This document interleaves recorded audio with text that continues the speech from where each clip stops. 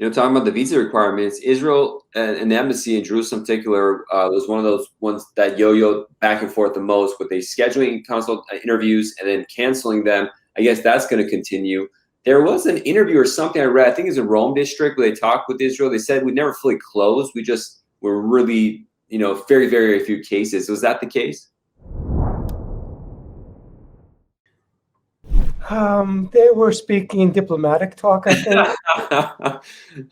They don't want to admit that they were actually closed. So they're saying, well, we were always kind of open, providing minimal services, which is true. That was the situation. But gosh, it was awfully hard to get any kind of appointment. I mean, and it still is. So maybe that's a good transition to, or segue to, what are the priorities now of the consulates, whether in Jerusalem or elsewhere? As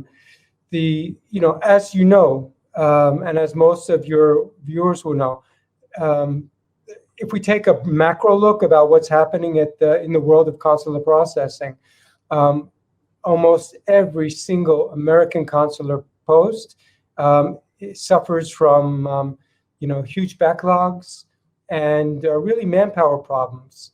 And the manpower problems relate to State Department policy back in February, March of 2020, in basically allowing anybody at any consular post who wanted to go back to the States to go back. Wow. And this was actually opposed or in opposition to the in-embassy internal plans that they had. What if there's planning for what if there's an emergency? Who are our essential workers that we can't release no matter what happens? But actually, the State Department said, forget the plans, just let anybody get back to the States who wants to get back to the States. Yeah. So the end result was that many of the essential consular workers were not working. It's very hard to do remote visa processing from the U.S., and they're still suffering from that problem. That's one of the primary reasons for the backlogs even today.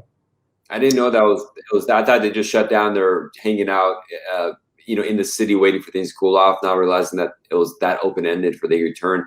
It kind of goes against kind of the ethos of the embassy is, we buckle down, kind of like the Alamo, we stay until the end kind of thing. But hey, people are afraid and they want to be with their families in these kind of situations.